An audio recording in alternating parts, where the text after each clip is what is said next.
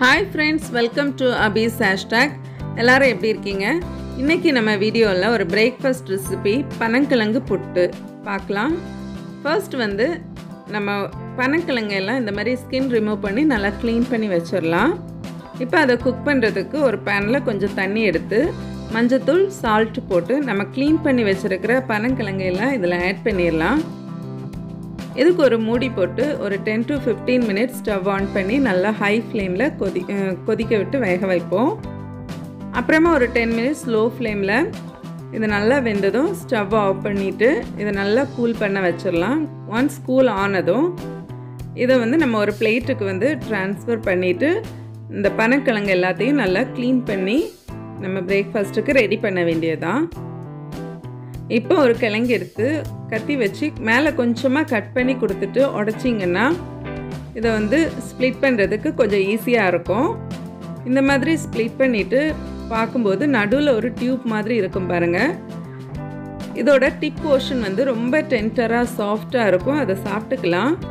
இப்போ நம்ம பனங்கிழங்கு எல்லாத்தையும் நான் குட்டி குட்டி பீசஸாக கட் பண்ணி இதை க்ளீன் பண்ணுறேன். கட் பண்ணும்போதே உடைக்கும் போதே உங்களுக்கு தெரியும் எவ்வளோ நார் வருதுன்னு. நீங்கள் எத்தனை குட்டி குட்டி பீசஸாக எப்படி கட் பண்ணாலும் கொஞ்சம் கொஞ்சம் நார் வந்துட்டே தான் இருக்கும். ஸோ இதில் இவ்வளவு நார் வர்றதுனால நிறைய பேர் வாங்கி குக் பண்ண மாட்டாங்க. அவங்களுக்கெல்லாம் இது ஒரு நல்ல ஒரு ரெசிபி அப்படின்னு நினைக்கிறேன். இந்த மாதிரி நீங்கள் செஞ்சு கொடுக்கும்போது உங்கள் வீட்டில் இருக்கிற எல்லாருமே வந்து விரும்பி சாப்பிடுவாங்க. பனங்கிழங்கு ஹெல்த்துக்கு ரொம்பவுமே நல்லது. நான் இப்போ என்கிட்ட ஒரு 4 கிழங்கு வந்து இந்த மாதிரி க்ளீன் பண்ணி வச்சுருக்கிறேன். இப்போ நம்மள்கிட்ட இருக்கிற கேரட் துருவலை எடுத்து அதில் சின்ன பிளேட் பக்கம் வச்சு துருவி எடுத்துக்க வேண்டியது தான். நீங்கள் துருவும் போது கிழங்குல உள்ள மாவு போர்ஷன் தான் நமக்கு இந்த பக்கம் வரும்.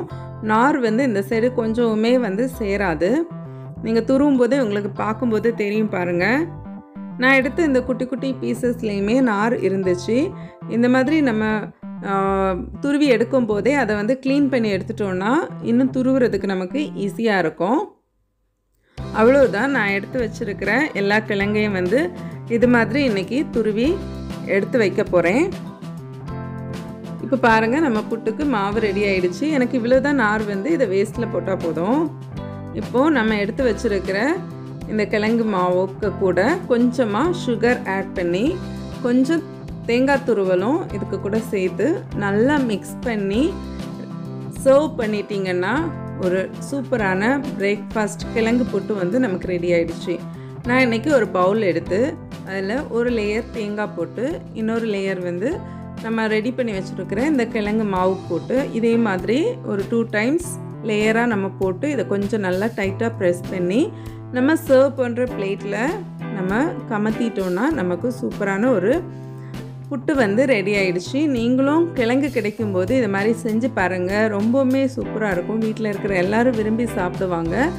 கிழங்கு நீங்கள் வந்து ப்ரிப்பேர் பண்ணும்போது இம்மீடியட்டாக சாப்பிட்றதுக்கு ட்ரை பண்ணுங்கள். அப்போ தான் வந்து இதோட டேஸ்ட்டு வந்து ரொம்பவுமே நல்லாயிருக்கும். ஸோ ஃப்ரெண்ட்ஸ், இந்த வீடியோ உங்கள் எல்லாருக்கும் பிடிச்சிருக்கும். இந்த வீடியோ பிடிச்சிருந்தா லைக் பண்ணுங்கள், ஷேர் பண்ணுங்கள், சப்ஸ்கிரைப் பண்ணுங்கள். நான் இன்னொரு வீடியோட உங்களை சந்திக்கிறேன். அது வரைக்கும் பாய்.